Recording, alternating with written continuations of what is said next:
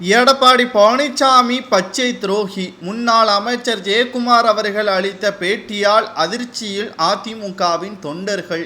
என்னப்பா, எடப்பாடி பழனிசாமியின் விசுவாசியாக இத்தனை ஆண்டுகள் இருந்த ஜெயக்குமார் அவர்கள் திடீரென்று எதற்காக எடப்பாடி பழனிசாமியை கடுமையாக திட்டியுள்ளார், என்ன காரணம் என்பதை பற்றி இந்த வீடியோவில் நாம் பார்க்கும் பொழுது, தென் சென்னையே தனது மகனுக்கு ஒதுக்கும்படி கூறியிருந்தால் வலுக்கட்டாயமாக எடப்பாடி பழனிசாமி அவர்களிடமும் முறையிட்டார். கடைசி நேரத்தில் வேறு வழி கிடையாது என்பதற்காக தென் சென்னையை அவரது மகன் ஜெயபிரதன் அவர்களுக்கு ஒதுக்கீடும் செய்தார். ஆனால் தற்பொழுது வரை எடப்பாடி பழனிசாமி அவர்கள் தனது மகனுக்காக பிரச்சாரமும் செய்யவில்லை.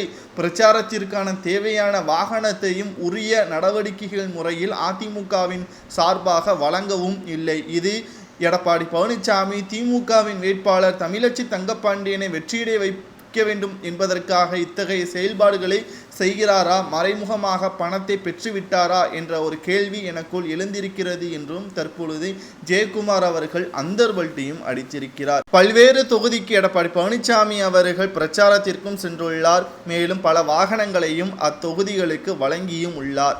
ஆனால் எடப்பாடி பழனிசாமி அவர்களோ தென் சென்னையை மட்டும் ஏன் கண்டுகொள்ளாமல் விட்டுவிட்டார் என்ற ஒரு கேள்வியும் தற்பொழுது வரை எழுப்பப்பட்டு தான் வருகிறது. மேலும் தனது மகனை வெற்றியடைய வைக்க வேண்டும் என்ற ஆசை இருக்கிறதா, அல்லது திமுகவின் வேட்பாளர் தமிழச்சி தங்கப்பாண்டியன் அவர்களே வெற்றியளிக்க வேண்டும் என்பதற்காக திமுகவினர்களிடம் மறைமுகமாக பணத்தை பெற்றுக்கொண்டார்களா என்ற ஒரு கேள்வியும் தற்பொழுது இணையதளங்களில் வைரலாகத்தான் பரவி வருகிறது. ஒன்றல்ல இரண்டல்ல, எடப்பாடி பழனிசாமி அவர்கள் பணத்திற்காகத்தான் இத்தனை ஆண்டுகளாக பதவியில் வகித்தார் என்றும், தலைமை சரியில்லை, ஏனென்றால் அத்தொகுதியில் உள்ள எம்பிக்கள் தான், மேலும் மாவட்ட செயலாளர்கள் தான் திராவிட முன்னேற்ற கழகத்தையும் பாஜகவையும் எதிர்த்து வெற்றியடைய வைக்க வேண்டும். அதிமுகவின் தலைமையிலிருந்து ₹1 கூட நாங்கள் செலவழிக்க மாட்டோம் என்பதற்கேற்பதான் ஏற்கனவே அறிவிப்பு ஒன்றையும் வெளியிட்டிருந்தார்.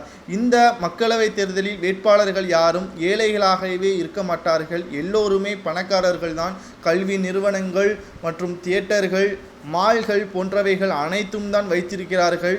ஏனென்றால் இது பணத்தை நடத்தக்கூடிய மக்களவை தேர்தல். சரியான தலைமை இல்லாத காரணத்தினால்தான் இவ்வாறு தேர்தல் நடத்தப்பட்டு வருகிறது என்றும், அதிமுகவில் நிச்சயமாக இந்த மக்களவை தேர்தல் எடப்பாடி பழனிசாமி அவர்களின் செயல்பாடுகள் குன்றிய நிலையில் அமைந்திருக்கக்கூடிய நிலையில் மிக மிக தோல்வியை தழுவும். நிச்சயமாக தோல்வியடைந்தால் எடப்பாடி பழனிசாமியை மக்கள் அனைவருமே, அதிமுகவில் உள்ள அனைவருமே விரட்டியடிக்கப்படுவார்கள். எனது மகனை தோற்கடிப்பதற்காக திமுகவிடம் பேரம் பேசிவிட்டானா எடப்பாடி என்பதற்கேற்பதான் அவர்களது பேட்டியும் அமைந்திருக்கிறது. திடீரென்று ஜெயக்குமார் அவர்கள் ஆவேசமாக பேசியது அதிர்ச்சியை ஏற்படுத்தியிருக்கிறது. இது சரியா தவறா என்பதை கமெண்ட் வாயிலாக கூறுங்க.